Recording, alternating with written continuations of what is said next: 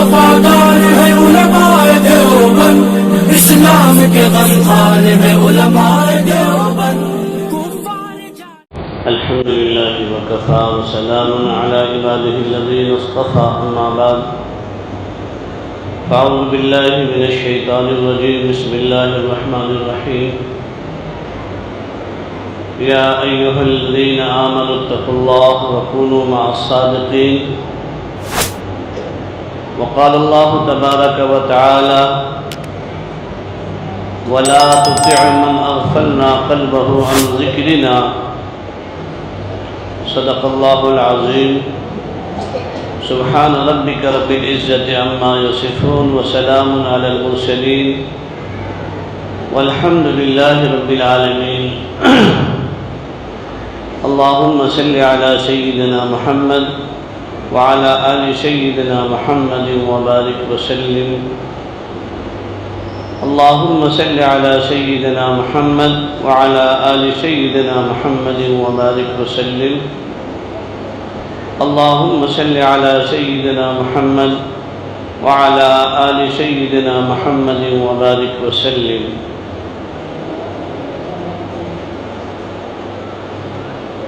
نسبت مصطفیٰ بھی عجیب چیز ہے، نسبت مصطفیٰ بھی عجیب چیز ہے، جس کو نسبت نہیں اس کی عزت نہیں، صلی اللہ علیہ وسلم. واجب الاحترام معزز علماء کرام، بزرگان محترم، عمائدین ملت، نوجوانان اسلام، عزیز ساتھیوں اور میرے دینی بھائیوں،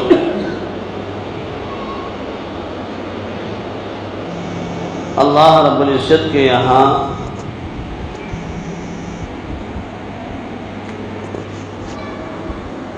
اللہ رب العزت کے یہاں مقام اور مرتبے کے اعتبار سے ہر چیز کی قیمت اور بھاؤ بڑھ جایا کرتی ہے. جمعے کے دن کے بارے میں رسول اکرم صلی اللہ علیہ وسلم نے فرمایا کہ جمعے کا جو دن ہے یہ دنوں کا سردار ہے. 6 دن اور 7واں جمعہ، ایسے مہینوں کے اندر رمضان المبارک کو اللہ رب العزت نے سب سے برتری اور فضیلت والا، عظمت والا مہینہ قرار دیا. اس سے پہلے شعبان کا مہینہ، پھر اس سے پہلے محرم کا مہینہ. دن تو سارے اللہ ہی نے بنائے ہیں، رات بھی اللہ ہی نے بنائی ہے، مہینے بھی سب اللہ ہی نے بنائے ہیں، ہے نا. لیکن اللہ رب العزت نے ان مہینوں میں، ان ایام میں بعض ایام کو فضیلت عطا فرما دی ہے.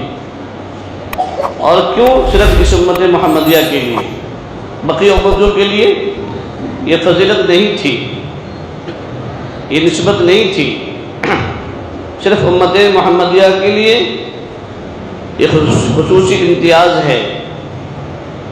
اور یہ بھی سرکار دو جہاں صلی اللہ علیہ وسلم کا صدقہ ہے، ان کی دین ہے کہ ان کی برکت سے، امت محمدیہ صلی اللہ علیہ وسلم کی برکت سے امت کے لیے اللہ رب العزت نے کچھ ایام کو، کچھ مہینوں کو فضیلت والا اور عظمت والا اور بڑھوتری والا، بلندی والا بنا دیا. وہ کیوں؟ اس لیے کہ آقا دو جہاں صلی اللہ علیہ وسلم نے جب سنا کہ پہلے نبیوں کی امتوں کی عمریں اتنی لمبی ہوا کرتی تھی، ان کی نمازیں اتنی، پھر ان کی عبادات اتنے کہ پلک جھپکنے کے برابر بھی ان سے کوئی گناہ نہیں ہوا، پلک جھپکنے کے برابر ان کی کوئی عبادت ناغہ نہیں ہوئی، تو پھر میری امت کہاں بیٹھے گی؟ ان کی عمریں 950 سال،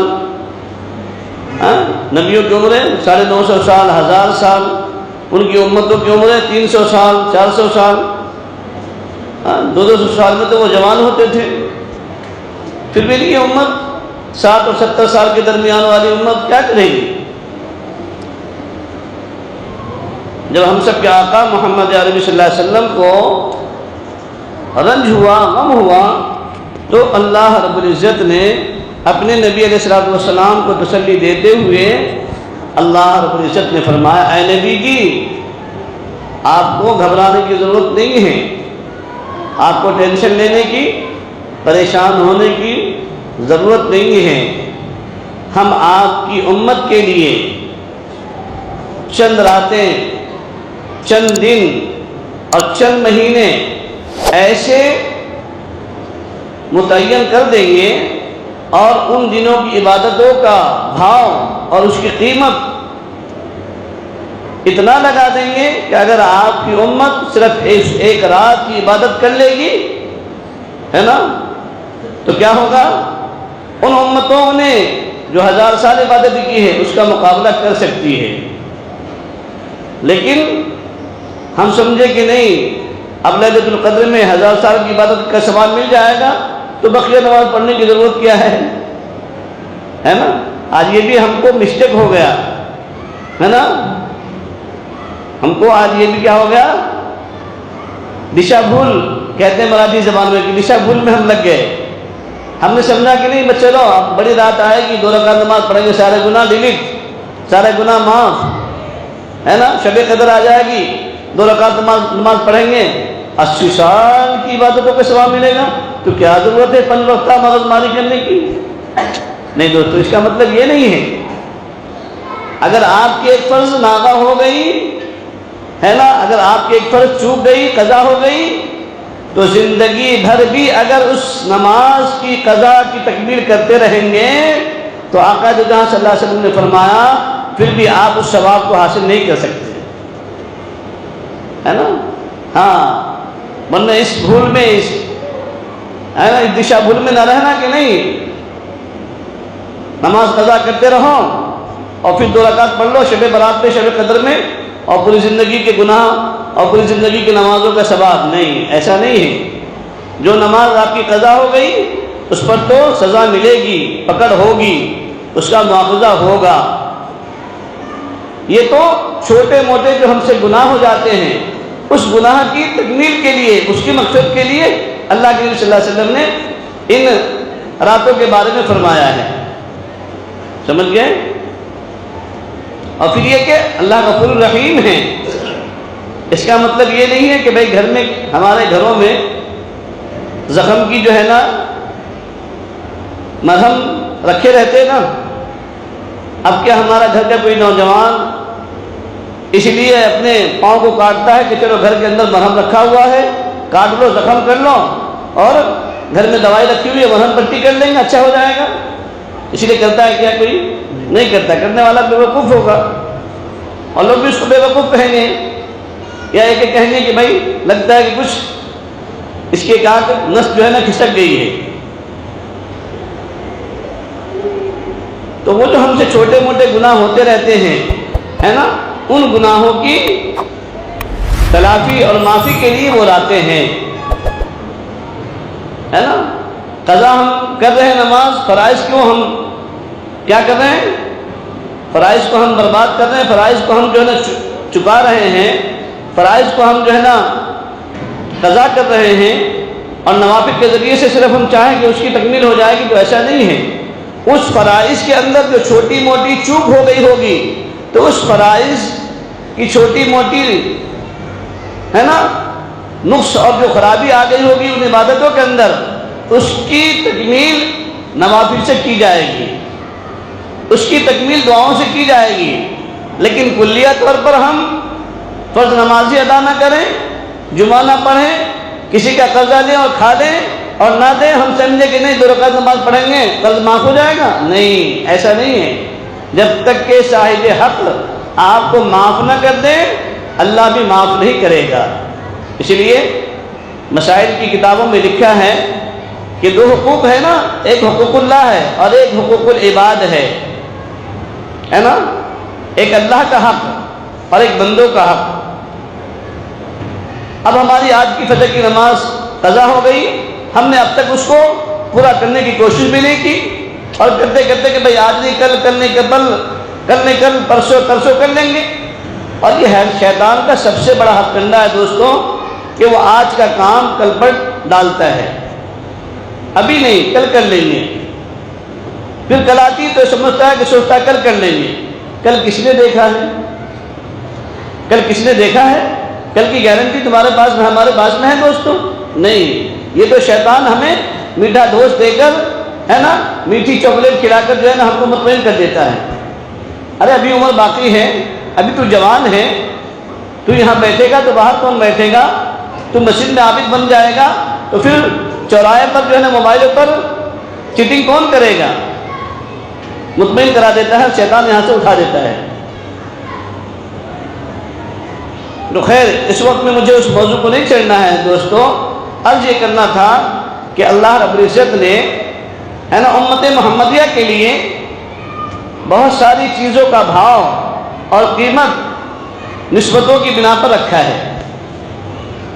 اس لیے میں نے جو شعر پڑھا نا، نسبت مصطفیٰ بھی عجیب چیز ہے، جس کو نسبت نہیں اس کی عزت نہیں، ہے نا۔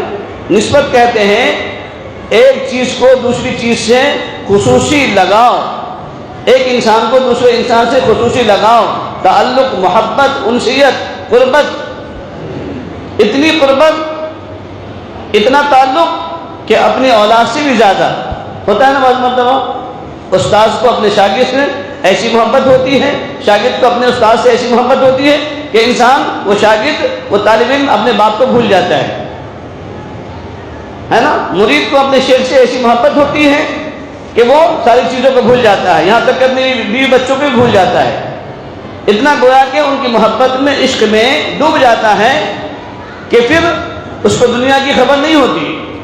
اور اسی لیے مشائخ صوفیہ نے لکھا ہے نا کہ جب تک کہ ایک سالک کے اندر فنا فی الشیخ کی کیفیت نہیں ہوگی، فنا فی الشیخ کی کیفیت نہیں ہوگی، تو وہ سالک، وہ مرید فنا فی الرسول نہیں ہو سکتا، اور جب فنا فی الرسول نہیں ہوگا تو فنا فی اللہ بھی نہیں ہو سکتا۔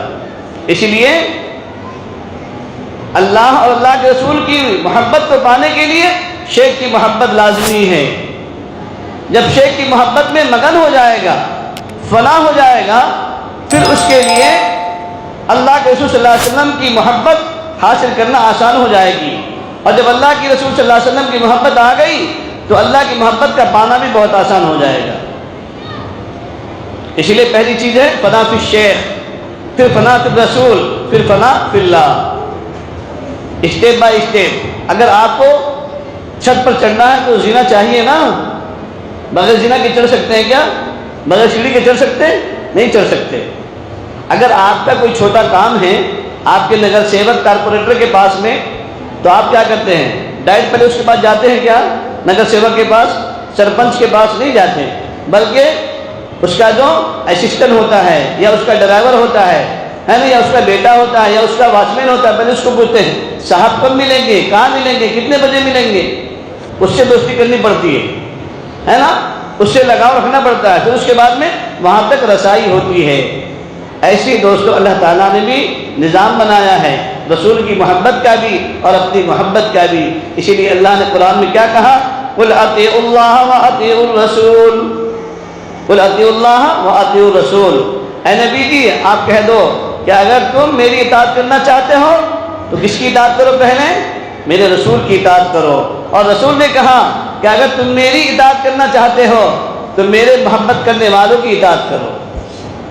قُلْ إِن كُنتُمْ تُحِبُّونَ اللَّهَ فَاتَّبِعُونِي يُحْبِبْكُمُ اللَّهُ۔ اے نبی جی آپ کہہ دیجئے اپنی امتیوں سے کہ اگر تم مجھ سے محبت کرنا چاہتے ہو تو کس کی اتباع کرو؟ میرے رسول صلی اللہ علیہ وسلم کی اتباع کرو۔ اور میرے رسول صلی اللہ علیہ وسلم کی اتباع کیسے ہوگی؟ تو رسول اللہ صلی اللہ علیہ وسلم نے فرمایا کہ او میری امتیوں، جو میری امت کے اندر میرے عاشق زار ہیں، عاشق راز ہیں، ہے نا، تم ان کی محبت حاصل کرو۔ جب تمہیں ان کی محبت حاصل ہو جائے گی تو وہ کیا کرے گا؟ میرے نقش قدم پر تمہیں چلائے گا۔ اور جب تم ان کی باتوں کی اطاعت کرتے ہوئے اور ان کی تابع داری کرتے ہوئے ان کی اطاعت میں لگے ہوئے رہو گے اور ان کی اطاعت کرتے رہو گے تو پھر تمہیں میری محبت حاصل ہو جائے گی۔ اور جب تمہیں میری محبت حاصل ہو جائے گی تو پھر میرے اللہ کی محبت بھی تمہیں حاصل ہو جائے گی، ہے نا۔ اس کو کہتے ہیں نسبت۔ نسبت کہتے کس کو کہ ایک چیز کا دوسری چیز سے لگاؤ ہونا ہے نا، ایک چیز کا دوسری چیز سے انمٹ ہو جانا، گہرا تعلق۔ آپ نے دیکھا نا کیا اس کو بولتے ہیں لہو چمک، میگنیٹ کیا ہوتا ہے، ایک جب اس کو کسی لوہے پر پھینکو تو کیا ہوتا ہے وہ اسے چمڑ جاتا ہے، یہ گویا کہ اس کو اس سے نسبت حاصل ہو جاتی ہے۔ اسی لیے مشائخ نے پھر نسبت کی قسمیں لکھی ہے کہ نسبت کتنی طریقے سے ہوتی ہے، نسبت القائی ہے، نسبت اصلاحی ہے، نسبت انعکاسی ہے، نسبت اتحادی ہے، اخیر والی جو نسبت ہے نسبت اتحادی یہ اصل نسبت ہوتی ہے، اور یہ نسبت آقا صلی اللہ علیہ وسلم کو حاصل ہوئی ہے کن سے؟ حضرت جبرائیل علیہ السلام کے ذریعے سے۔ شاہ عبد العزیز صاحب محدث دہلوی رحمۃ اللہ علیہ نے لکھا ہے کہ جب جبریل امین نے پہلی مرتبہ آپ علیہ السلام کو یوں بھیجا اور سینے سے سینہ ملایا، کیا مطلب؟ اسی لیے مشائخ نے لکھا ہے نا، کتابوں میں بھی آتا ہے، ایک جو علم ہے وہ سفینہ بسفینہ ہے، کتابوں کے ذریعے سے، ڈکشنری کے ذریعے سے، ہے نا، ایک سفینہ بسفینہ اور ایک ہے سینہ بسینہ، ہے نا، ایک خانہ بخانہ ایک سینہ بسینہ۔ کیا مطلب؟ کہ ایک جو ہے نا کتابوں کے ذریعے سے ہے، یہ علم نبوت کتابوں کے ذریعے سے ملے گا، اور نور نبوت سینے سے سینے میں منتقل ہوتا ہے۔ میں نے آپ کے سامنے کبھی واقعہ سنایا تھا حضرت خواجہ باقی باللہ علیہ رحمہ کا۔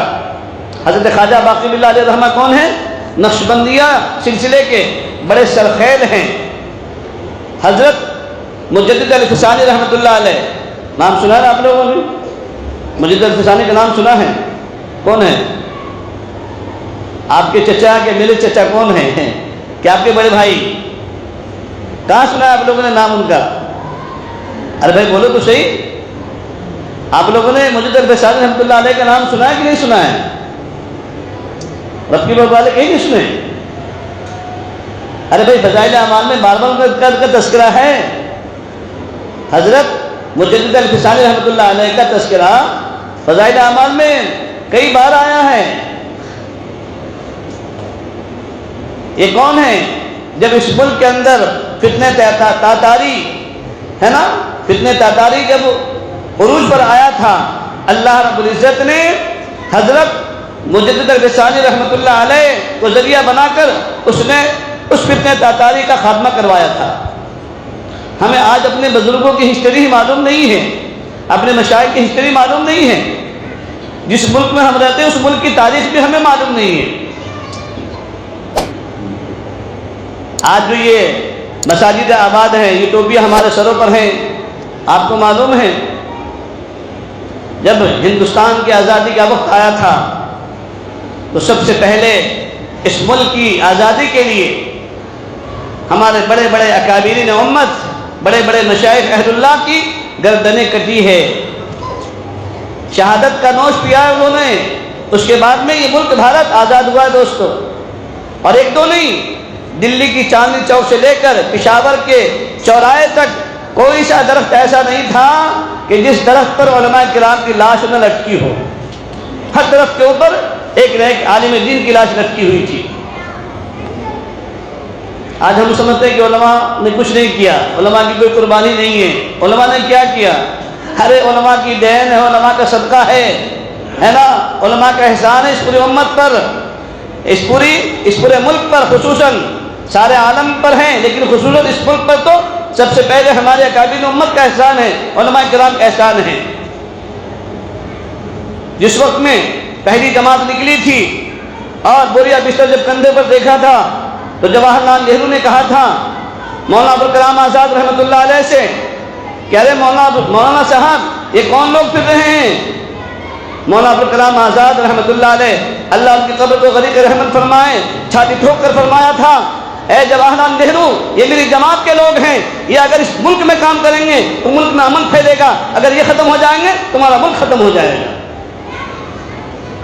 تو ان کے دوستوں، ہاں مولانا ابوالکلام آزاد وہ شیر تھے، جواہر لال نہرو سے کہا تھا یہ میری قوم کے لوگ ہیں، یہ درویش لوگ ہیں، یہ اس ملک میں پھریں گے چلیں گے پھریں گے، اس ملک کے اندر امن و امان قائم رہے گا، یہ شانتی والے لوگ ہیں۔ تم کیا سمجھتے ہو کہ دہشت گرد لوگ ہیں؟ ابھی بھی مسئلہ اٹھا، سب سے پہلے جنہوں نے اپنی آواز بلند کی ہے کون ہے وہ؟ اللہ جزائے خیر دے ہمارے اکابرین کو، ورنہ اگر خدا کی قسم مسجد میں بیٹھ کر کہہ رہا ہوں، اگر یہ ہمارے علماء آگے نہ ہوتے، آج بھی کرونا کے اس مسئلے پر جب جو ہے نا بین آیا اور جماعتوں پر بھی بین آئی اور وہاں تالا لگا، اس وقت میں بھی سب سے پہلے قدم اگر اٹھایا ہے تو ہمارے مشائخ اکابرین امت حضرت مولانا ارشد مدنی ہے نا، دامت برکاتہم، اللہ ان کے عمر کو دراز فرمائے، چاہے وہ جو بھی حکومت کے اندر ہو، ان کو جو ہے نا شیر کی آواز میں للکار کر کہا کہ جب ساری تنظیمیں اپنا کام کر رہی ہیں، ہماری تنظیم بھی کام کرے گی، اور سارے جو ہے نا دعوتی احباب سے فرمایا کہ اپنی جماعت کی جلد فریت شروع کر دو، اپنی جماعتوں کی جلد فریت شروع کرو، ورنہ کسی کی مجال نہیں تھی ایسے موقع پر آواز نکالنے کی، یہ عالم دین ہی ہے نا دوستوں آنکھوں میں آنکھیں ڈال کر بات کرنے والا ہو سکتا ہے، کیوں؟ اس لیے کہ ان کے دل کے اندر اللہ کے رسول صلی اللہ علیہ وسلم کی امانت ہے، قرآن ہے، حدیث ہے، خشیت ہے۔ ہم کسی ایک دو عالم کے وجہ سے اور کسی ایک دو عالم کی جو ہے نا کمیوں کو دیکھ کر کے سارے علماء سے بدگمان ہونا، یہ انصاف نہیں ہے دوستو، یہ انسانیت نہیں ہے۔ خیر اس وقت میں میرا موضوع بھی نہیں ہے، لیکن بات آ گئی، اللہ نے بس دو چار باتیں کہلوائی صرف اس نسبت کے تعلق سے۔ تو میں عرض کر رہا تھا کہ نسبت جو ہے نا بہت بڑی عجیب چیز ہے، نسبت کی وجہ سے اللہ رب العزت جو ہے نا مقام کو بلند کر دیتے ہیں، بھاؤ کو بڑھا دیتے ہیں، کہ چیزوں کی قیمت بڑھ جاتی ہے نا، جیسے رمضان آتی نیکوں کا بھاؤ بڑھ جاتا ہے، جمعہ آتے ہی نیکوں کا بھاؤ اعمال کا بھاؤ بڑھ جاتا ہے، قیمت بڑھ جاتی ہے۔ ایسی نسبت کی وجہ سے دوستو اللہ رب العزت بندے تو بندے، انسان تو انسان، جانوروں کی بھی قیمت اللہ بڑھا دیتے ہیں، سمجھ گیا نا؟ ارے دوستو آپ نے سنا ہے اصحاب کہف کا کتا ہی تو ہے، لیکن نیکیوں کی نسبت کی بنا پر، نیکیوں کے ساتھ ہونے کی بنا پر اور نیکیوں کے نسبت ہونے کی بنا پر اللہ رب العزت اس کتے کو انسان کی شکل دے کر جنت میں داخلہ عطا فرمائیں گے۔ تو کیا اگر ایک مومن، ایک ایمان والا کسی ولی کامل کا دامن پکڑ لے تو کیا وہ جنتی نہیں ہو سکتا؟ نہیں ہو سکتا دوستو، نہیں ہو سکتا؟ کیا ہو سکتا کہ نہیں ہو سکتا؟ اگر ایک مومن کسی مومن کا دامن پکڑ لے ہے نا، کسی اللہ والے کے دامن پکڑ لے تو کیا وہ جنت میں نہیں جا سکتا؟ اللہ نے خود کہا ہے یا ایھا الذین آمنوا اتقوا اللہ وکونوا مع الصادقین، اے ایمان والو سچوں کے ساتھ رہو، اللہ سے ڈرو اور سچوں کے ساتھ رہو۔ سچوں سے مراد تمام مفسرین نے لکھا ہے کہ اس سے مراد کیا ہے؟ اللہ والے اہل اللہ ہے نا دوستو؟ تو نسبت یہ ایک ایسی چیز ہے کہ نسبتوں کی وجہ سے چیزوں کی قدر بڑھ جاتی ہے، بھاؤ بڑھ جاتا ہے۔ آپ نے دیکھا کہ ایک اینٹ کی بھٹی سے کچھ اینٹیں لائے، بھٹی کا مالک ایک، بنانے والا ایک، دونوں اینٹوں کی قیمت بھی ایک، لیکن ایک اینٹ اس بھٹی کی مسجد کے بیت الخلاء میں لگ گئی اور ایک اینٹ مسجد کی دیوار میں اور مسجد کے ممبر و محراب میں لگ گئی۔ اب آپ فیصلہ کرو، کیا ادنا سے ادنا ایمان والا، کمزور سے کمزور ایمان والا ہے نا، مسجد میں چپل پہن کر آنا عزت کی بات سمجھتا ہے کہ بے غیرتی سمجھتا ہے، بے ادبی سمجھتا ہے؟ بے ادبی سمجھتا ہے نا۔ یہاں تک کہ کوئی شرابی بھی ہوگا وہ بھی جو ہے نا چپل پہن کر مسجد میں آنا گوارا نہیں کرتا، اس کے دل کے اندر اللہ کے گھر کی عظمت ہوتی ہے، محبت ہوتی ہے کہ نہیں بھائی یہ اللہ کا گھر ہے، اللہ کے گھر میں چپل پہن کر جانا یہ اللہ کے گھر کی توہین ہے، اللہ کے گھر کی بے ادبی ہے نا دوستو؟ اور اسی جگہ پر سامنے بیت الخلاء استنجا خانہ ہے، وہاں پر شرابی انسان بھی ہے نا ننگے پاؤں جانا پسند نہیں کرتا، ننگے پاؤں جانا وہاں پسند نہیں کرتا، کیوں؟ اس لیے کہ وہ جگہ ہی ویسی ہے حالانکہ عید وہی ہے جو یہاں لگی، وہی عید وہاں لگی، لیکن نسبت بدل گئی نا. اس کی نسبت اللہ کے گھر سے ہو گیا ہے نا، اور اس کی نسبت بیت الخلاء سے ہو گیا، پیشاب خانے سے ہو گیا. اگرچہ عید وہی ہے، دینے والے نے اسی نیت سے دیے، ثواب تو اس کو ملے گا، لیکن چونکہ نسبتوں کے بدلنے کی وجہ سے جو ہے نا اس کا درجہ، مسجد کا درجہ بڑھ گیا اور اس کا درجہ کم ہو گیا ہے نا. دوستو یہ نسبتوں کا فرق ہوتا ہے. اسی لیے روایتوں میں آتا ہے نا، حدیث کے اندر آتا ہے نا، حالانکہ ساری زمین کس کی بنائی ہوئی ہے؟ اللہ پاک کی بنائی ہوئی ہے.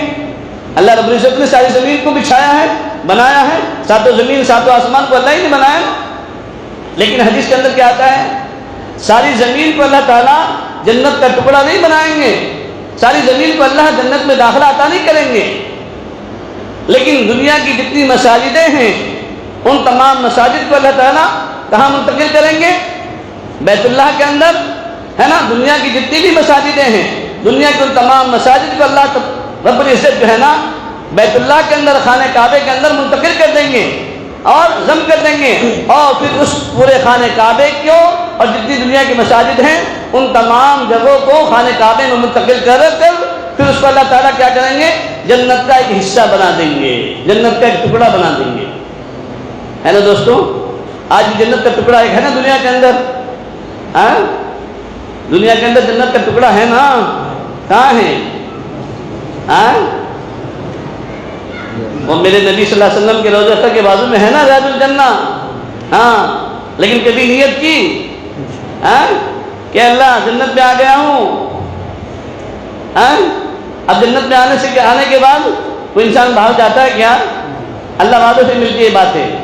ہمارے حضرت شیخ پیر صاحب رحمۃ برکاتہ نے لکھا ہے اپنی کتاب کے اندر، حضرت کی کتاب ہے سورہ حرم ہے نا، اس کے اندر جو ہے نا مدینہ منورہ کے آداب میں سے حضرت نے لکھا ہے کہ جب آپ ریاض الجنہ میں جا رہے ہوں اور داخلہ ہو جائے تو 2 رکعت نماز پڑھنے کے بعد آپ باری تعالیٰ کی بارگاہ میں دعا کرو، اے اللہ یہ وہ ٹکڑا ہے، یہ وہ حصہ ہے جس کو آپ کے پیارے حبیب علیہ الصلوۃ والسلام نے فرمایا کہ یہ جنت کا ٹکڑا ہے نا، یہ جنت کا حصہ ہے اے اللہ. اور آپ کے نبی نے یہ بھی فرمایا ہے کہ جو جنت میں ایک مرتبہ داخل ہو جاتا ہے دوبارہ وہاں سے نکالا نہیں جاتا. اے اللہ تو نے نبی صلی اللہ علیہ وسلم کے صدقے میں جب یہاں دنیا کی جنت میں پہنچا دیا ہے، اللہ مرنے کے بعد فوراً اسی جنت میں پہنچا دے گا ہے نا دوست. آپ پیتے ہیں وہاں جا کر زمزم، آپ جاتے ہیں وہاں پر مطاف میں، لیکن جب تک کہ کسی اللہ والوں سے حج نہیں سیکھتے، کسی اللہ والوں سے عمرے کے آداب نہیں سیکھتے، اللہ والوں کے ساتھ میں عمرہ نہیں ہوتا، وہاں کے ان تمام مقامات مقدسہ کی جو فضیلتیں ہیں وہ ہمارے سامنے آتی نہیں. آپ جاتے ہیں زمزم پر کھڑے ہو کر پیتے ہیں، دعا پڑھ لیتے ہیں بس وہی اللہم انی اسألک من فضلک، کیا ہے وہ اللہم انی اسألک علما نافعا ورزقا واسعا وشفاء من کل داء، یہ دعا پڑھتے ہیں نا. اس کے علاوہ کوئی اور دعا پڑھتے ہیں؟ کوئی اور دعا مانگتے ہیں؟ ایمانداری سے بولو، مانگتے ہیں کیا؟ نہیں. دیکھو ہمارے حضرت پیر صاحب رحمۃ برکاتہ نے کتنا عجیب و غریب جملہ اور کیسی دعا فرمائی کہ دیکھو جب وہاں پر آپ جاؤ اور زمزم پر طواف کرنے کے بعد پہلے زمزم پیو دل بھر کر ہے نا، پھر اس کے بعد میں مشاء کی طرف جاؤ، صفا مروہ کی طرف جاؤ. لیکن جب وہاں زمزم پیو تو زمزم پی کر کیا دعا کرو؟ پہلے زمزم پینے سے پہلے دعا کرو، اے اللہ یہ وہ پانی ہے کہ جو آپ نے حضرت ابراہیم علیہ السلام کے ایڑیوں سے، ان کے ایڑی رگڑنے کی وجہ سے آپ نے ایسا وہ پانی جاری فرما دیا کہ ساری دنیا میں یہ پانی جا رہا ہے، ساری دنیا کے حجاج آنے والے لوگ اور لے جانے والے لوگ سیراب ہو رہے ہیں. اے اللہ آپ نے حضرت اسماعیل علیہ السلام کے خاندان میں نبیوں کا سلسلہ جاری فرما دیا. اے اللہ اس پانی کی برکت سے اے اللہ میں پی رہا ہوں اور تیرا گھر سامنے ہے، یہ مقامات مقدس ہے اور قبولیت کا مقام ہے. اے اللہ میں اس پانی کو پی رہا ہوں، تو میرے اس پانی کے قطرے کے ذریعے سے اللہ اب تو نبیوں کا سلسلہ نہیں، اے اللہ میرے خاندان میں ولیوں کا سلسلہ جاری فرما، علماء کا سلسلہ جاری فرما، حفاظوں کا سلسلہ جاری فرما. ہمارے حضرت نے لکھا ہے جب سے میں پہلی مرتبہ گیا تھا میں نے دعا مانگی تھی، آج الحمدللہ میرے خاندان میں 52 علماء حفاظ ہیں، ہے نا؟ وہ فرماتے کہ میں نے بھی اپنے پیر و مرشد سے یہ دعا سیکھی، اور جب پہلی مرتبہ گیا وہاں پر حج کے لیے تو یہ دعا کر کے پڑھا، اس کے بعد سے الحمدللہ میرے خاندان میں آج 52 علماء حفاظ ہیں، ہے نا؟ اور ان کا تو پورا خاندان ولیوں کا خاندان ہے۔ 29 سال کی عمر میں جو 99 مرتبہ نے 100 مرتبہ اللہ کی زیارت کر لے، ان کا مقام کیا ہو سکتا ہے دوستو؟ 29 سال کی عمر تھی میرے شیخ کی، حضرت جی پیر صاحب دامت برکاتہم کی، اور 100 مرتبہ اللہ کی زیارت ہوئی ہے نا؟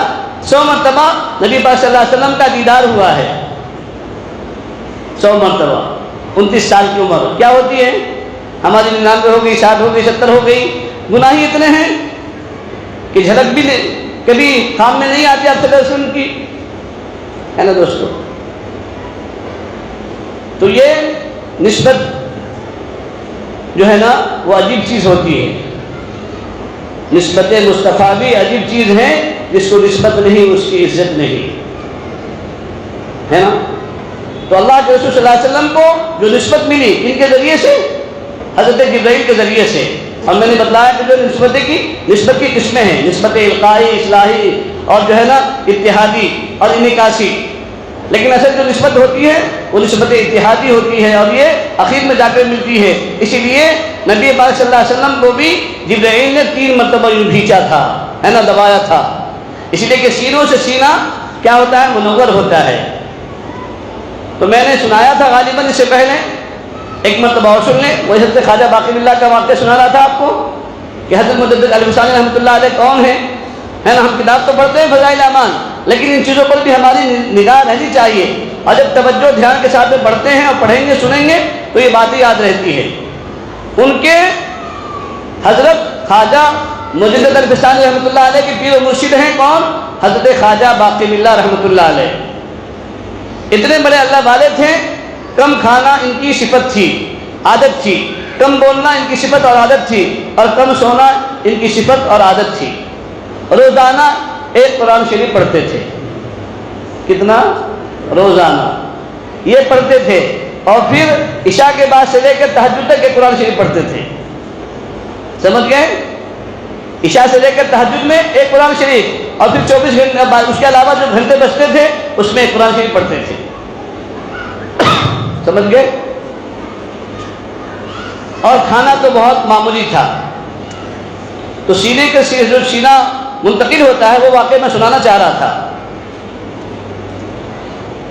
حضرت کے خادم خاص تھے اور باورچی تھے، اچاری، کھانا بنانے والے۔ خانقاہ کے اندر اس زمانے میں لوگ آتے رہتے تھے، اور وہ زمانہ تو اتنی گاڑیوں کا نہیں تھا، نہ روشنی کا تھا، کوئی گھوڑے پر، کوئی اونٹ پر، کوئی جو ہے نا ایسی بیل گاڑی سے سوار ہو کر آیا کرتے تھے، رات ہو جاتی تھی دور دراز سے جب آتے تھے۔ ایک روز مہمان پہنچے حضرت کے یہاں رات کے وقت میں، تقریباً 2:30-3 بج رہے تھے، بھوکے پیاسے مہمان آئے تھے۔ حضرت نے باورچی کو بلایا، طلب کیا، باورچی آ گیا، کہا کہ حضرت آپ حکم فرماؤ، انشاءاللہ میں کچھ نہ کچھ مہمانوں کے لیے انتظام کروں گا۔ کہا کہ بھائی اب اتنی رات ہے اور ٹھنڈی کا موسم ہے، تجھے تکلیف دیتے ہوئے بھی مجھے شرم آ رہی ہے، اچھا نہیں لگ رہا ہے، لیکن خادم تھا، عاشق تھا وہ باورچی ان کا، حضرت کا۔ کہا کہ نہیں آپ حکم کرو، جو ہوگا انشاءاللہ بنا کے کھلا دوں گا۔ کہا کہ ٹھیک ہے، دیکھ لو کچھ ہو تو مہمان خانے میں بنا کے کھلا دو، کچن میں ہو تو۔ گیا بیچارہ، جو بھی کچھ دال تھی دال بنایا، چاول بنایا، کھلایا مہمانوں کو۔ اب حضرت بھی خوش ہو گئے، حضرت خواجہ باقی باللہ رحمۃ اللہ علیہ بھی اس دن کیا آ گئے؟ موڈ میں آ گئے، ہے نا، اور خوش ہو گئے کہ بھائی آج میرے باورچی نے اتنی رات میں میرے مہمانوں کی لاج رکھی، میرے مہمانوں کی لاج رکھی، ہے نا۔ تو ان کی لاج نہیں رکھی، اصل میں تو خواجہ صاحب کی لاج رکھی نا۔ مہمان کن کے تھے؟ خواجہ صاحب کے۔ تو خواجہ صاحب کے حکم کی وجہ سے ان مہمانوں کی لاج رکھی۔ نسبت کیا تھی؟ خواجہ صاحب کی، کہ خواجہ صاحب کی نسبت پر یہ مہمان آئے ہیں، تو گویا کہ خواجہ صاحب کے مہمان میرے مہمان ہیں، اسی لیے نہ رات دیکھی، نہ دن دیکھا، نہ ٹھنڈی دیکھی، کھانا بنایا کھلایا۔ اب خواجہ صاحب نے فرمایا خوش ہو کر، بتاؤ باورچی صاحب بیٹے میں تم سے آج اتنا خوش ہوں کہ جو مانگو گے وہ ملے گا، جو مانگو گے وہ ملے گا تم کو۔ باورچی بھی خواجہ صاحب کا تھا، ہوشیار تھا، اس نے بھی سوچا آج توا گرم ہے روٹی پکا لو، ہے نا، آج توا گرم ہے روٹی پکا لو، روٹی سیک لو۔ حضرت بھی موڈ میں ہیں اور خوش ہیں، تو چلو آج میں بھی اپنا کام بنا لیتا ہوں، میری تقدیر بن جائے گی۔ اب اس نے کہا خواجہ صاحب آپ مجھے دے دیں گے جو میں مانگوں گا؟ کہا کہ ہاں بالکل دے دوں گا۔ پھر کہا حضرت دیں گے نا آپ؟ کہ چیشٹا کر رہے، مذاق کر رہے؟ کہا کہ نہیں نہیں، آج جو مانگے گا انشاءاللہ تجھے ملے گی۔ 3 مرتبہ اس نے وعدہ کروا لیا حضرت سے۔ باورچی بھی کس کا تھا؟ حضرت کا تھا نا۔ کہا کہ حضرت میں آپ جیسا بننا چاہتا ہوں۔ اب اتنا کہنا تھا تو حضرت کے تو پاؤں کی زمین کھسک گئی، بالکل آف ہو گئے حضرت۔ کہنے لگے اللہ کا بندہ تو کیا مانگ رہا ہے؟ کچھ اور مانگ۔ نہیں نہیں، میں نے 3 مرتبہ آپ سے وعدہ کروایا ہے، آپ دیں گے نا؟ دیں گے نا؟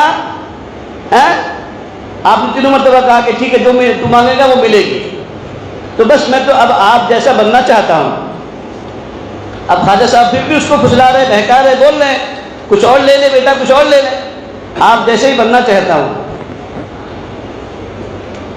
آخر کیا کرتے، جب وعدہ کر لیے تھے کہا کہ ٹھیک ہے بھائی میں نے بھی وعدہ کر لیا ہے اور تو بھی اتنا ہوشیار کہ تو نے مجھے 3 مرتبہ اصرار کروا کر اس چیز کا وعدہ پکا کروا لیا ہے، تو ٹھیک ہے چل۔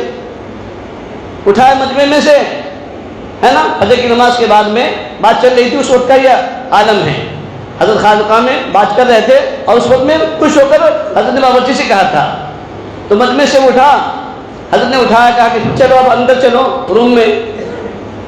تو گئے اندر، روم کے اندر، بس سینے سے سینہ یوں، ہے نا، گلے سے گلے ملے، جو کچھ سینے میں تھا وہ ادھر منتقل ہو گیا۔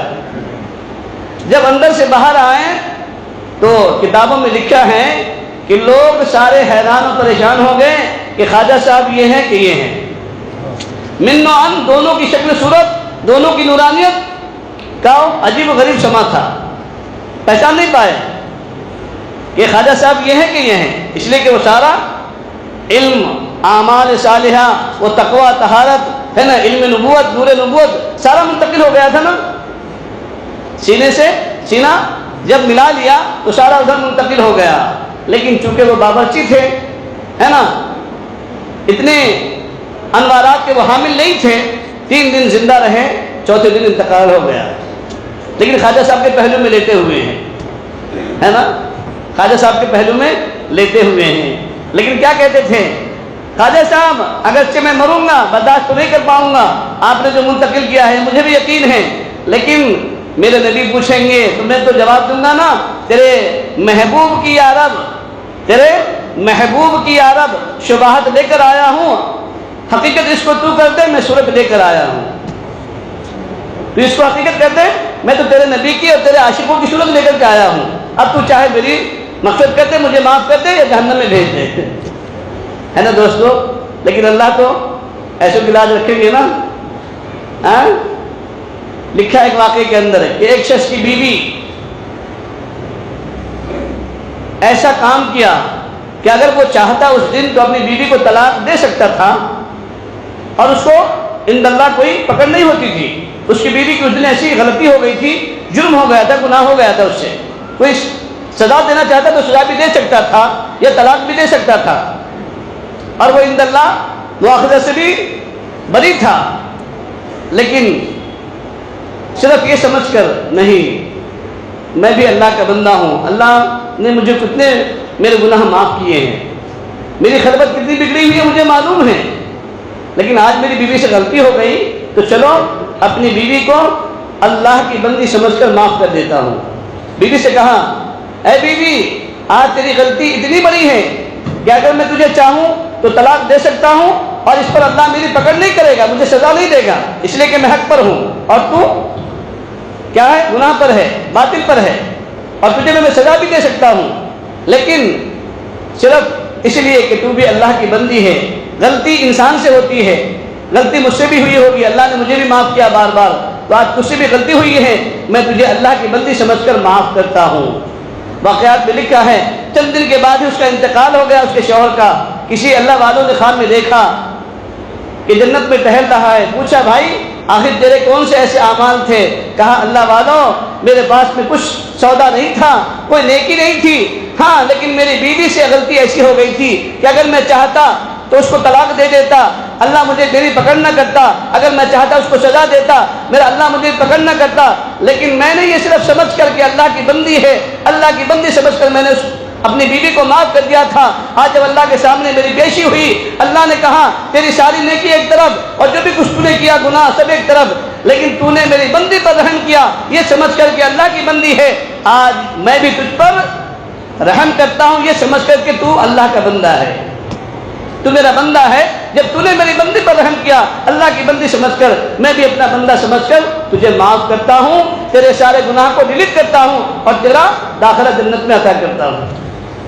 سمجھ گئے دوستو؟ اس لیے اپنی بیوی سے بھی غلطی ہو جائے تو اللہ کی بندی سمجھ کر معاف کیا کرو، ہے نا، اللہ معاف کرے گا آپ کو بھی۔ اور اگر آپ نے اللہ کی بندی سمجھ کر اس کو معاف نہ کیا تو یاد رکھو دوستو وہ بھی ارحم الراحمین ہے، وہ اللہ ہے، ہاں وہ اللہ ہے۔ اللہ نے کہا اے میرے بندو یاد رکھنا یہ جو تمہارے نکاح میں گئی ہوئی ہے نا میری بندیاں، یہ صرف میری بندی نہیں میری بیٹی بھی ہے۔ اب آپ کہو گے کہ اللہ کی بیٹی نعوذ باللہ کہاں سے آئی؟ تو یہ تعویلات ہے نا، اور یہ علماء کی سمجھنے کی بات ہے، اس لیے کہ حدیث کے اندر کیا کہا گیا؟ الخلق عیال اللہ، ساری دنیا کے جو لوگ ہیں وہ کیا ہیں؟ اللہ کے اولاد ہیں، اللہ کے عیال ہے، تو اس نسبت پر اللہ فرما رہے ہیں اگر تم نے دنیا میں میری بندی پر رحم نہ کیا ہے نا تو یاد رکھو میں بھی اللہ ہوں، کل کو قیامت کے میدان میں میں بھی تم پر رحم نہیں کروں گا۔ آج جو ہمارا معاشرہ اجڑ رہا ہے نا، آج جو ہمارا گھر اجڑ رہا ہے اور ہمارا گھر جہنم کا ایندھن بن رہا ہے، آئے دن طلاق کے واقعات، آئے دن خلا کے واقعات، کیا ایسا ظلم ہو کر دیتی ہے بھائیوں؟ کوئی بڑا میجر پرابلم نہیں ہوتا، کوئی ایسی بڑی غلطی نہیں ہوتی، چھوٹے چھوٹے پرابلمس کی بنا پر، چھوٹی چھوٹی معمولی غلطی کی بنا پر آپ جو ہے نا گھروں میں دراڑ پیدا کر رہے ہیں۔ ایک بچی جس کو ماں باپ نے ناز و نخرے کے ساتھ میں پالا، آپ اس کو اپنے گھر سے جدا کر کر ماں باپ کی نیند کو بھی حرام کر رہے ہیں اور اپنے معاشرے کو، اپنے اسلام کو بھی بدنام کر رہے ہیں۔ اس لیے سوچا کرو کبھی تنہائی میں بیٹھ کر، ہے نا، اکیلے میں بیٹھ کر سوچا کرو۔ روایتوں میں آتا ہے حضرت یوسف علیہ السلام کون ہے؟ نبی ہے نا، ان کے زمانے میں قحط سالی ہوئی، لوگ آئے تھے، ہر ایک کو مال بھر بھر کر دے رہے تھے، ہے نا، جن کے حساب سے ہر ایک کو ان کے گھر کے افراد کے حساب سے ان کو مال تقسیم کر رہے تھے، آنے والے لوگوں کو اپنے خزانے سے، اپنی بادشاہت سے، اس لیے کہ مصر کا ان کو بادشاہ بنایا گیا نا۔ تو ایک بندہ آیا، نوجوان لڑکا آیا، اس کو انہوں نے دے دیا جو دینا تھا، جو ان کے حصے کا تھا، لیکن کان میں انہوں نے کچھ بات کہی تھی اس نوجوان نے کہ حضرت جب آپ پر لوگوں نے بہتان درازی کی تھی، ہے نا، تو اس وقت میں نے آپ کی پاک دامنی کی گواہی دی تھی۔ یہ بات اس جوان نے کہی، اتنا کہنا تھا کہ دل موم ہو جاتا ہے آدمی پر جب کوئی حالات ہو اور کوئی دوسرا آدمی آ کر کہے کہ میں نے فلاں وقت میں آپ کے لیے یہ کام کیا تھا، تو یقیناً اس کے دل کے اندر گھر بن جاتی ہے نا، جگہ بن جاتی ہے نا اس آدمی کے لیے، اس کی محبت بڑھ جاتی ہے، تعلق ہو جاتا ہے، لگاؤ ہو جاتا ہے، نسبت ہو جاتی ہے اس سے۔ تو مزید بڑھا کر دیا اور انہوں نے دیا ان کو زیادہ۔ اللہ تعالیٰ دیکھ رہے تھے، اللہ نے کہا ہے میرے پیغمبر تو نے سب کو اتنا اتنا دیا، اس کو ڈبل کیوں دیا؟ اس کو تو نے ڈبل کیوں دیا؟ پہلے تو نے اس کو دے دیا تھا نا، پھر اس کو ڈبل کیوں دیا؟ کہاں باری تعالیٰ وہی نازل ہوئی نا، نبی پر وہی آتی ہے تو وہی آئی، اے میرے پیغمبر تو نے ایسا کیوں کیا؟ تو کہا باری تعالیٰ میں نے تو اس کے حصے کا اس کو دے دیا تھا، للہ اناج جو کچھ دینا تھا، لیکن اس نوجوان نے میرے کان میں ایک بات کہہ دی کہ اے یوسف علیہ السلام جب آپ کے اوپر بہتان درازی کی گئی تھی، الزام آیا تھا، اس وقت میں نے آپ کی طرف سے گواہی دی تھی پاک دامنی کی، تو میرے دل میں محبت اس کی بڑھ گئی اور اس سے خاص نسبت ہو گئی، اس وجہ سے میں نے اس کو ڈبل دے دیا۔ قربان جائیے دوستو، اللہ نے کیا کہا؟ اے میرے پیغمبر یوسف علیہ السلام، جب تمہاری اس نے ایک پاک دامنی کی گواہی دی تو تم نے اس کو بڑھ کر کا حصہ دیا۔ یاد رکھو اے یوسف علیہ السلام، میرا بندہ یا میری بندی جب میری ربوبیت میری الوہیت کا اعلان کریں گے اور کلمہ توحید پر باقی رہیں گے، جب وہ قیامت کے میدان میں آئیں گے تو پھر میں اپنی شان ان بندوں کو اور بندیوں کو دوں گا اپنی طرف سے، ہے نا؟ آج تم نے تھوڑی سی بات کی بنا پر اپنی شان ان کو دیا نا، تو قیامت کے میدان میں میں بھی رب ہوں۔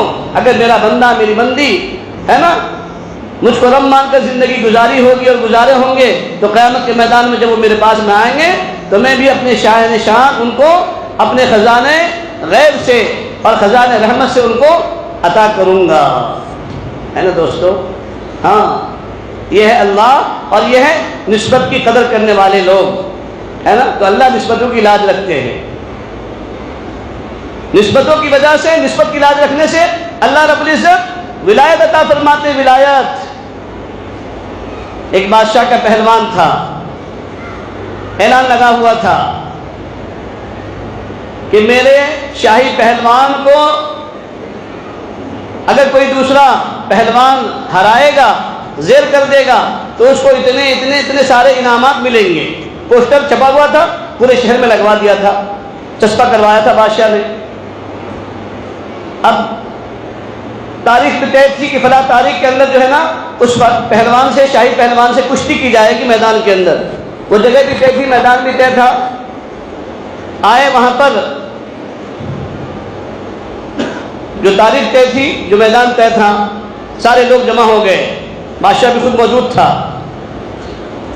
ایک پتلے دبلے انسان نے اس اعلان کو دیکھ لیا تھا۔ کافی دیر جب ہو گئے، وہ آواز لگا رہا تھا، اکیلا گھوم رہا تھا پہلوان، شاہی پہلوان میدان میں گھوم رہا ہے۔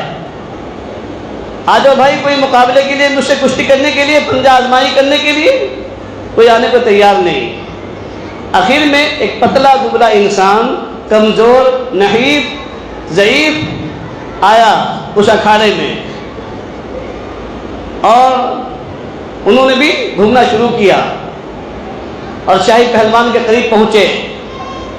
کہا کہ دیکھو آپ تو شاہی پہلوان ہوں، میں تو کمزور انسان ہوں، ضعیف ہوں، نحیف ہوں، آپ سے کشتی تو میں جیت نہیں سکوں گا، لیکن ایک بات آپ کے کان میں کہتا ہوں، ایک بات میں آپ کے کان میں کہتا ہوں، اگر آپ اس پر عمل کر لو گے تو اللہ آپ کے بھی نام کو چمکا دے گا اور میرا کام بنا دے گا، میرا کام ہو جائے گا، آپ کا نام ہو جائے گا۔ اس کمزور پہلوان نے کہا کہ دیکھو میں سید خاندان سے ہوں، سادات میں سے ہوں، سادات سمجھتے ہیں؟ آپ علیہ السلام کے خاندان سے ہوں، حضور کے خاندان سے ہوں۔ مہینوں ہو گئے، بچوں پر فاقہ ہے، بیوی پر فاقہ ہے، مجھ پر بھی فاقہ ہے۔ اگر آج تم ہار جاؤ گے تو مجھے اتنے سارے انعامات مل جائیں گے، تو میرا کام بن جائے گا، اور اللہ تمہیں ذلیل نہیں کرے گا بلکہ تمہارا نام چمکا دے گا، روشن کر دے گا۔ اتنا کہنا تھا کہ وہ تو بالکل پسینہ آ گیا اس پہلوان کو، شاہی پہلوان کو۔ کیا اب یہ واسطہ دے رہا ہے نبی کا، نبی کے خاندان کا، کہ سید خاندان سے ہوں، لیکن اگر میں ہار جاؤں گا تو یہ بادشاہ مجھے جینے نہیں دے گا، مجھے ذلیل کرے گا۔ لیکن اس نحیف کمزور پہلوان نے کہا، سید خاندان والوں نے، کہ دیکھو اگر تم آج ذلت برداشت کر لو گے لیکن ہمیشہ کے لیے تم عزت پاؤ گے، اور یاد رکھو کہ میں نبی کے خاندان سے ہوں۔ بس پنجہ آزمائی شروع ہوئی، وہ بادشاہ کا پہلوان نیچے گر گیا، اور یہ کمزور پہلوان چھاتی پر بیٹھ کر کہنے لگ گئے کہ دیکھو میں نے بادشاہ کے پہلوان کو بچھاڑ دیا، میں جیت گیا، یہ پہلوان ہار گیا۔ اب بادشاہ وہاں سے دیکھ رہا تھا نا، غصے میں آ کر کہنے لگا، اے پہلوان، کیا میری ناک کٹا تھا کہ تو آج تک تو کبھی میدان ہارا نہیں، آج ہار رہا ہے پتلے دبلے پہلوان سے؟ غصہ آیا، کہا نہیں کچھ تو بھی سازش کی ہے، دوبارہ کشتی کی جائے، دوبارہ پنجہ آزمائی ہو۔ دوبارہ بھی اس نے ایسے ہی کیا۔ جیسی تھوڑی سی پنجہ آزمائی ہوئی، پاؤں سے پاؤں لگایا پتلے دبلے پہلوان نے، فوراً وہ نیچے گر گیا شاہی پہلوان، اور پھر وہ کمزور پہلوان ان کے چھاتی پر بیٹھ گیا، کہنے لگے دیکھو میں جیت گیا، بادشاہ کا پہلوان ہار گیا۔ اب بادشاہ وہاں سے کہہ رہا ہے اے پہلوان تو نے آج میری ناک کٹا دی، اب میں تجھے یہ سزا دوں گا کہ تیرے گلے کے اندر جوتے کا ہاتھ ڈال کر پورے شہر کا چکر لگواؤں گا، تجھے یہ ذلت برداشت کرنی پڑے گی۔ لیکن چونکہ سادات خاندان کی نسبت کی لاج رکھی تھی، کہا بادشاہ اب جو چاہے وہ کر، میں تو ہار گیا ہوں، اب جو چاہے تو کر، میں تو ہار گیا ہوں۔ بادشاہ نے کیا کیا دوستو؟ ناک کا مسئلہ تھا نا، آج ہم بھی ناک کے مسئلے کی وجہ سے ہے نا ہار جاتے ہیں، ہے نا، رشتہ داروں سے قطع تعلق کر لیتے ہیں ناک کی وجہ سے، بھائی بھائی کو رشتہ توڑ دیتے ہیں ناک کی وجہ سے۔ ناک کی وجہ سے سید شیخ کو جو ہے لڑکی نہیں دیتا، ناک کی وجہ سے قریشی شیخ کو نہیں دیتا، اور جو ہے نا شیخ جو ہے نا قریشی کو نہیں دیتے۔ ناک کٹے گی، اور غیروں کے پاس میں گئے تو پھر کان بھی کٹ جاتے، ناک بھی کٹ جاتی، گردن بھی کٹ جاتی، پھر وہاں چلتا ہے نا، یہاں نہیں چلتا، نہیں ناک کٹے گی۔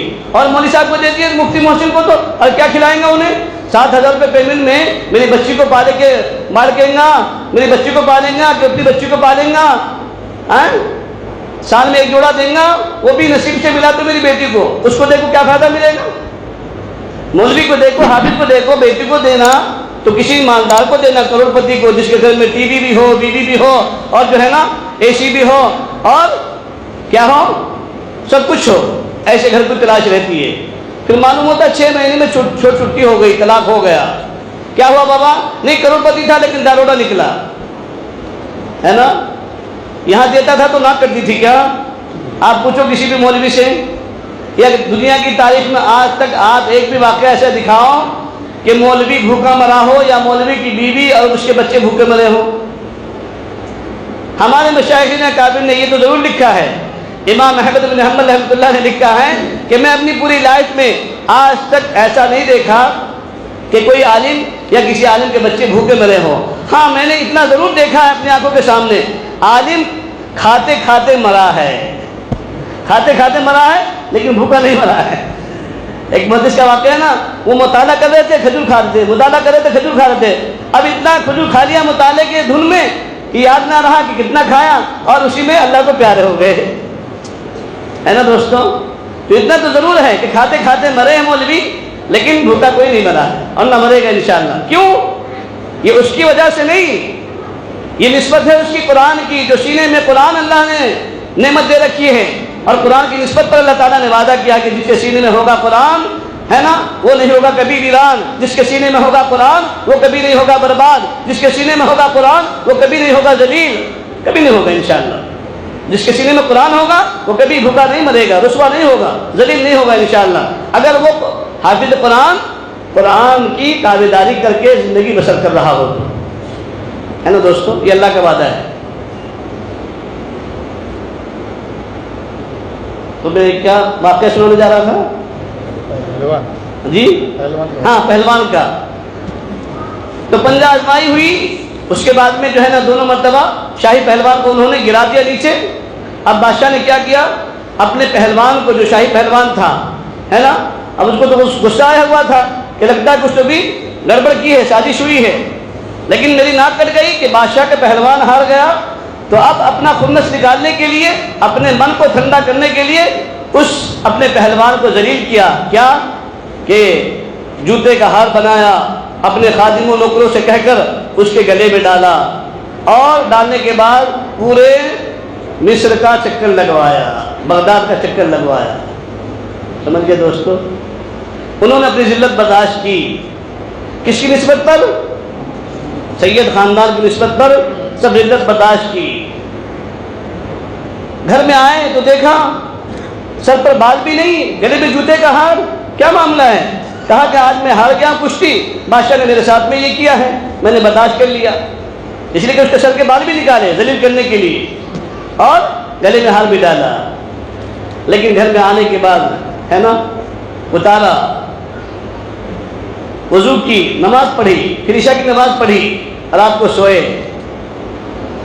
خواب کے اندر میرے اور آپ کے پیارے آقا سرکار مدینہ صلی اللہ علیہ وسلم تشریف لائے اور فرمایا، اے جنید تو نے میری نسبت کی لاج رکھی ہے، آج سے تجھے اب تک تو بادشاہ کا پہلوان تھا، دنیا کا پہلوان تھا، آج سے تجھے اللہ ولیوں کا پہلوان بناتے ہیں، ولیوں کا سردار بناتے ہیں۔ تو نے میری نسبت کی لاج رکھی ہے، اس نسبت کے صدقے میں اور اس نسبت کے واسطے سے اللہ تبارک و تعالیٰ تیرا مقام بلند فرماتے ہیں اور تجھے ولیوں کا کل سے سردار بنا دیا اللہ تعالیٰ۔ صبح اٹھے، نبی کی نسبت تھی، ہے نا، نبی کا پیغام ایسے تھا، صبح کو اٹھے تو دیکھا کہ روشن چہرہ ہے، داڑھی تو تھی پہلے سے، سنت تو تھی، لیکن روشن چہرہ، عجیب و غریب ان کی دعا میں لجاجت، عجیب و غریب ان کے چہرے پر آثار نمایاں تھے۔ لوگ آ رہے تھے، کیا ہوا؟ کہا کہ کچھ بھی نہیں، کہا کہ آپ کا تو چہرہ عجیب و غریب، آپ کے چہرے پر عجیب نورانیت، آپ کے چہرے پر عجیب کیفیت ہے، آخر ماجرا کیا ہے؟ کہا کہ میں نے ساری زندگی برداشت کی، آقا تو جہاں صلی اللہ علیہ وسلم نے آ کر مجھے یہ بشارت دی ہے۔ یہ ہے دوستو نسبت، کہ جب ایک انسان نسبت کی لاج رکھتا ہے تو اللہ بھی اس کی لاج رکھتے ہیں، ہے نا۔ نسبت کی لاج رکھی جنید بغدادی نے، تو اب تک کیا تھے؟ بادشاہ کے پہلوان تھے، لیکن اللہ نے اس نسبت کی لاج کی برکت سے قیامت تک کے لیے ان کے نام کو روشن کر دیا۔ آج دنیا میں کوئی ایسا انسان نہیں ہے جو جنید بغدادی رحمۃ اللہ علیہ کو جنید بغدادی کہتا ہو، حضرت جنید بغدادی رحمۃ اللہ علیہ کہتے ہیں دوستو، ولیوں کے سردار بن کر دنیا سے گئے۔ یہ ہے نسبت کی لاج رکھتے ہیں نا تو اللہ اس کی لاج رکھتے ہیں۔ اللہ کے ہاں نسبتوں کا بہت بڑا مقام ہے دوستو، ہاں، اس لیے کہا نسبت مصطفیٰ بھی عجیب چیز ہے، جس کو نسبت نہیں اس کی عزت نہیں۔ اس لیے دوستو ہم بھی قدر کرنے والے بنے۔